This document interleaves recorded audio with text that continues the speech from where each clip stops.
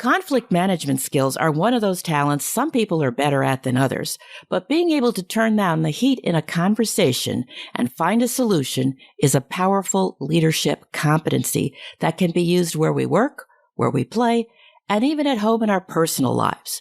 And when we come back, we'll find out how we can get better and improve our conflict management skills. So stay tuned.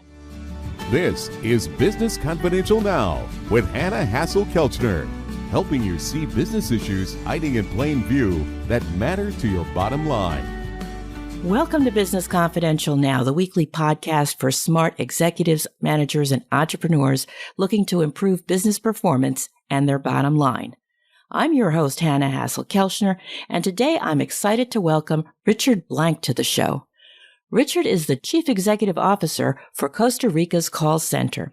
When he was 27, he relocated to Costa Rica to train over 5,000 employees for one of the larger call centers in San Jose. And over the years, he's also trained over 10,000 telemarketers, so he knows a thing or two about conflict management, which I'm hoping he'll share with us today. Welcome to Business Confidential Now, Richard. And I'm so happy to be here. Thank you very much for having me on your show to share ideas with you and your amazing audience. It's great to have you, Richard. You know, we all know that people don't reach out to call centers to tell them how great they're doing. And as for telemarketers, well, when we get those kinds of calls, we're usually less than enthusiastic. So resistance and conflict are baked into the nature of the beast of what you do. As a result, managing conflict and helping your employees improve their conflict management skills is an important part of your work that I'm hoping we can learn from. In your experience, what conflict management skills are most people missing? I believe, Hanna, that most people are missing active listening skills, to be much more engaged in conversations, to get that first call resolution, build rapport, keep a client, save a marriage. And those are the sort of things that we try to instill here. But I think the first conflict, Hanna, is an ethical conflict.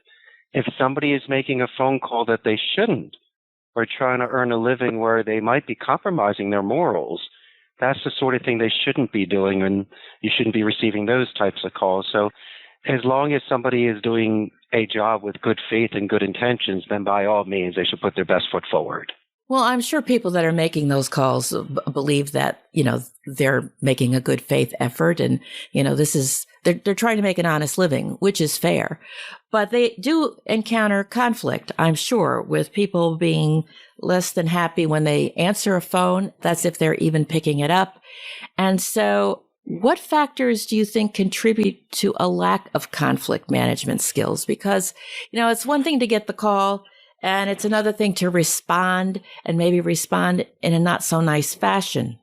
Of course. You could always be catching somebody at their worst day, at the worst time, and then you could be getting them on their birthday, so they will take the call and do a deal with you. But I believe in respecting somebody's time. You are entering into their homes. You're unannounced and uninvited.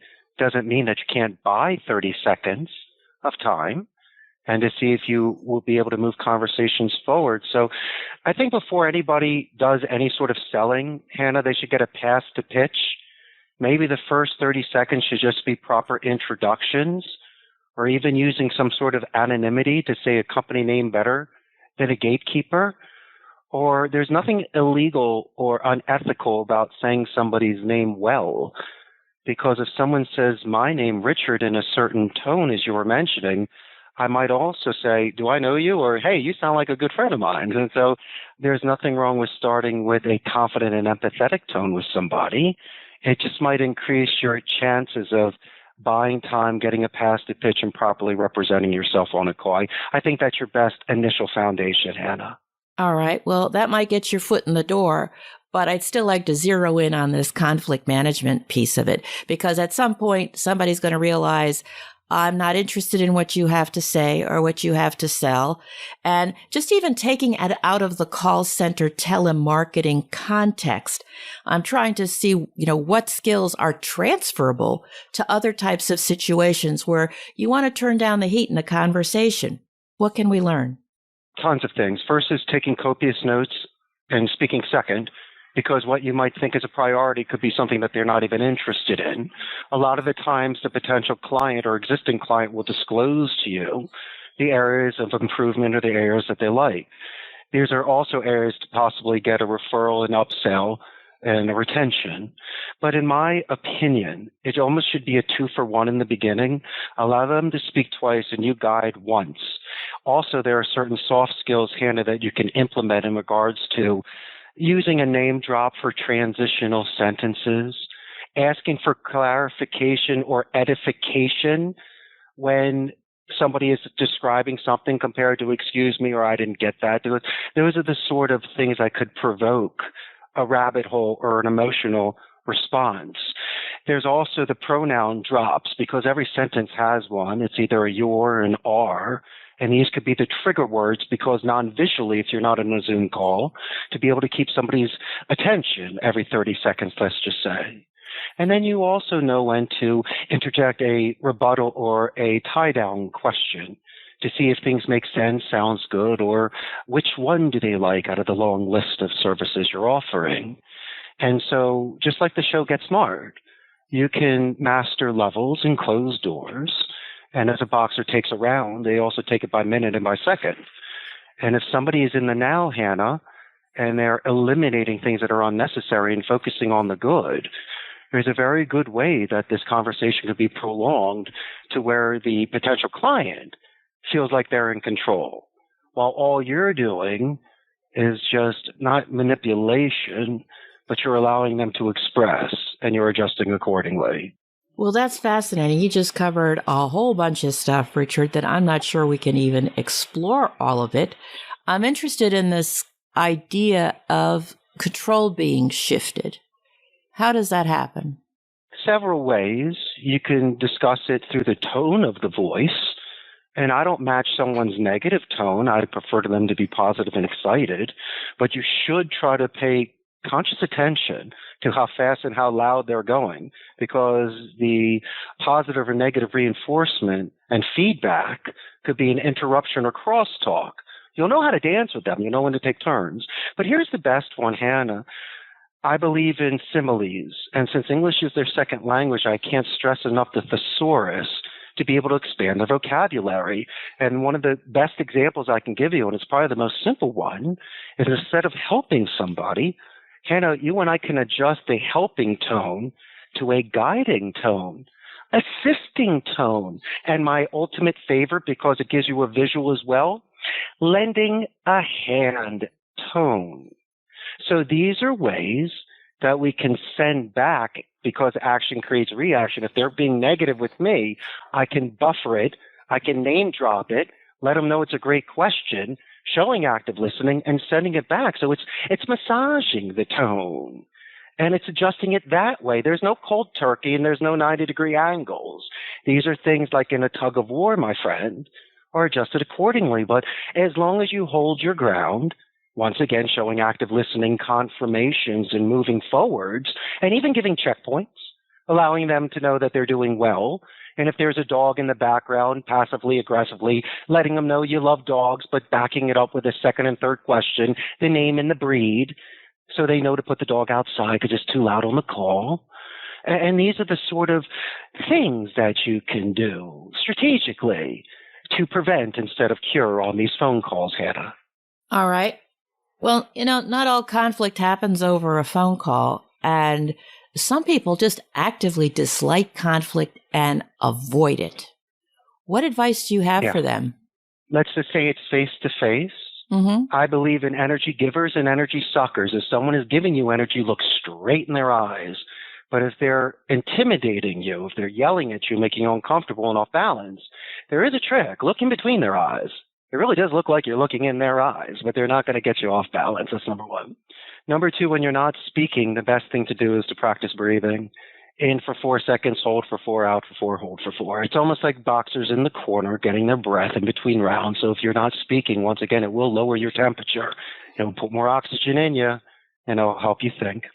I also believe in luxury of time. If we need to do a split decision, I understand.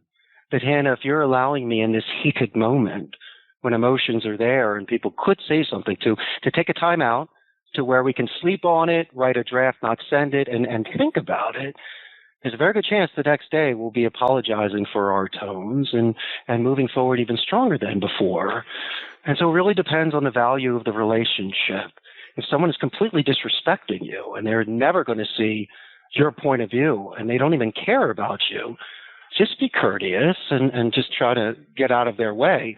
But if it's somebody that's just having a moment, or you're not properly explaining yourself because it's too emotional and you need to slow down for a minute, then by all means, it's a very delicate situation and your vocabulary should be very, very selective.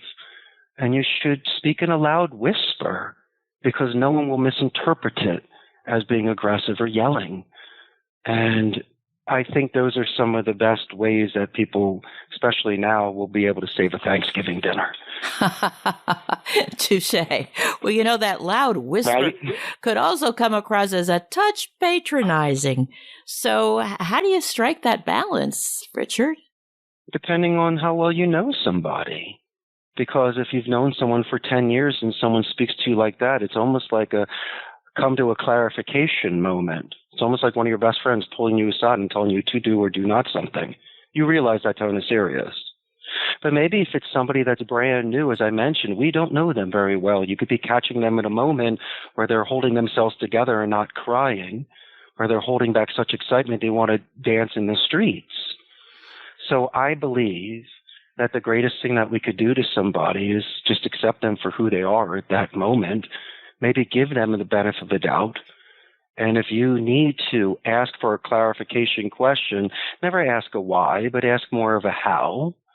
And then possibly repeat what you see to them to see if you are on the same page. And I've had people, when they are in a certain chaotic situation, they may seem out of character. Hannah, I always believe you judge someone's character during chaos. And during COVID, I saw people that I depended upon that disappointed me so, and then others that were just there stepped up to the plate as leaders. So it really is about that moment. And if they're willing to make themselves vulnerable, Hannah, to show you exactly who they are, because you and I can have 1,000 wins, but that one loss, if you and I can work through it together, we're good to go for the next 50 years. That's the sort of real old school building bricks that can withstand the test of time. I couldn't agree more. I mean, that's really what builds trust, and people's character really comes through during stress. It reveals who they are. They've been that all along, but they may have been putting masks on. I'm curious, Richard, it seems to me that when it comes to conflict management skills, that there's a factual piece to the puzzle. I mean, can people agree on the facts? Maybe it's the benefit of the product, or just agreeing on, well, what happened, who did what, when, just the facts, right? And also then the emotional piece, which you've touched on, as to how someone interprets what they've experienced or what they believe and what it means for them. Do you have some strategies for helping us navigate that? I most certainly do. And Hannah, I just got to throw a compliment at it. That's why you got one of the best shows out there. What a wonderful, wonderful, wonderful question. Self-improvement is self-analysis. Think about how many times the masters have failed before they got to that point. And my favorite part is a Rube Goldberg experiment, these non-electrical machines. It's the 99 times it fails to the one time that it works. We have a quality control department. And so we judge agents on KPIs and we listen to calls. And so it's like a mirror, but phonetically, where you can listen to this. And so proof is in the pudding. If your tie is not straight, if your hair is a little messy, the mirror doesn't lie. And when the agents are, after being properly trained, Hannah, but when they listen to their calls and they realize they were interrupting or they were shouting or they did not use the military alphabet when confirming an exotic name, so an email bounced back, I really don't have to say anything. I'll just make, the look and shrug my shoulders in a little silly guilt. And they'll look at me and they'll stop me and go, yes, Richard, ABC 1, 2, 3. They'll tell me areas in which they could improve. And I see that as a sense of maturity. they're more than willing to allow me to critique and guide them and be a mentor. But my friend, you and I both know that the best way somebody grows is through that personal growth. And so by having all these resources and departments, they understand when they listen to these calls, and they could have been a lot more engaged or courteous on the phone. So I have that to my advantage. And secondly, Hannah, I believe in dedicated practice. You're never going to get there unless you practice when the cameras aren't on and your friends aren't around. And we're speakers, so we have the luxury where all the world's a stage. I don't need a computer or to log into something or to bring equipment with me. You and I could be hanging out, in Winslow, Arizona on a corner and just talking and having a great time. That's what we do. And we're only improving in those skills. And so I always encourage people to use the world as a playground and as a sandbox, and just to see what you can do in regards to increasing your communication skills. Well, that takes quite a bit of self-awareness that not everybody has. How can we improve that? Well, you listen to your voice.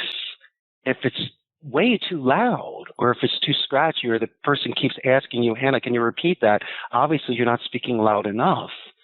And so since we are concentrating on, once again, second language, it's intense concentration and listening for short periods of time. So I've had them write words out phonetically and still learn how to spell it correctly, so you can almost guide through certain conversations.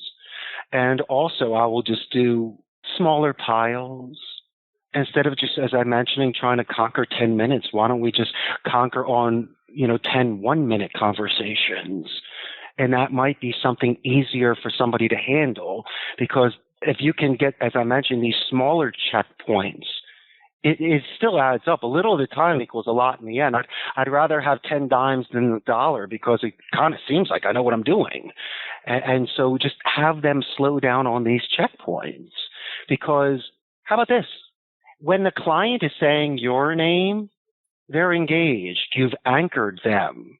If they're calling you sir or ma'am, interrupting and just ending conversations, that's a tell sign as well. There's not a connection there. So I don't believe there's anything wrong with taking steps back, because there's might be a chance where if you had re-explained something, if you didn't interrupt and allow them to speak a little more, it's one of those standoffs that you do, the break and pause, you might be able to fix it. Or if you're bold enough, Hannah, just say flat out, Hannah, is there anything I can do today to earn your business? Or, Hannah, once again, you were mentioning that you were interested in this area. What are you looking for? So open-ended questions sometimes can assist you. But as I mentioned, these are strangers or friends you haven't met yet. And if someone's yelling at you, it's like this. If you're not breaking the law, don't be afraid of a cop. And if you're not cheating on a test, why be afraid of a teacher? And don't be afraid of me. Hannah, put your checkbook away. I'm not selling anything. I'm not going to force your hand. But as a wise king, if you're willing to listen to all of your subjects, there's a very, very good chance your kingdom will flourish and you'll make some of your best decisions. And scientists love when they're questioned by their colleagues. And when these individuals ask me really intelligent questions, it gives me pause. And I get so excited that they really see the value in what I'm offering. That's wonderful. And I think the one thing that I really appreciate you mentioning is the value of evaluating these smaller conversations. Because I think especially for difficult conversations that someone is afraid is going to provoke conflict, being able to practice and being able to get comfortable with those short snippets can help build their confidence so that they're more prepared for the bigger conversation. So I think that's a powerful concept. In your opinion, what's the most important thing we can add to our conflict management skill toolbox? Asking someone if you may make a suggestion prior to saying something. They might not like what you hear, but it reduces it almost by half.